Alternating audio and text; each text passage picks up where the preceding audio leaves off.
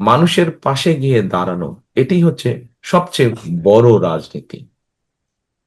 আমরা অতীতে দেখেছি যে বিভিন্ন রাজনৈতিক দলের বিভিন্ন বক্তব্য থাকে, বিভিন্ন কথাবার্তা থাকে।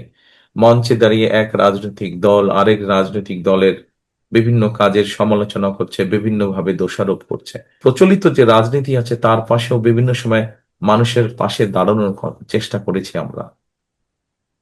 এই সংস্কার প্রস্তাবগুলো যেগুলো এসছে, এগুলাও ভালো, এগুলাও প্রয়োজন দেশের জন্য, দেশের মানুষের জন্য, ভবিষ্যতের জন্য প্রয়োজন। যে আফিয়ার মতন যারা সন্তান আছে, আফিয়ার মতন যেই আফিয়ার মায়ের মতন যে অসহায় মানুষগুলো আছে, এই মানুষগুলোকে নিয়েও তো আমাদের চিন্তা করতে হবে। এরা তো এই দেশেরই সন্তান।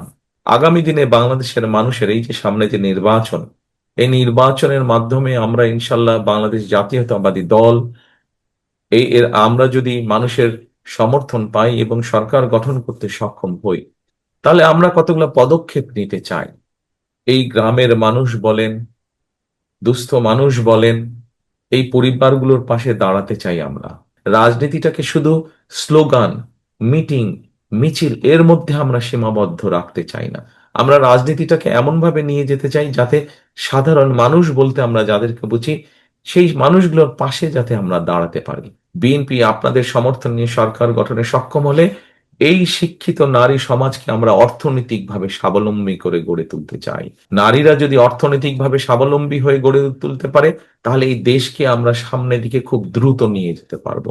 দেখেন, একটা সংসার, নারী একজন এবং একজন পুরুষ মিলিয়ে একটি সংসার তৈরি হয়। শুধু পুরুষ যদি কাজ করে, নারী যদি কাজ না করে, সংসারটা সুন্দর হতে পারবে? সুন্দর হতে পারবে না।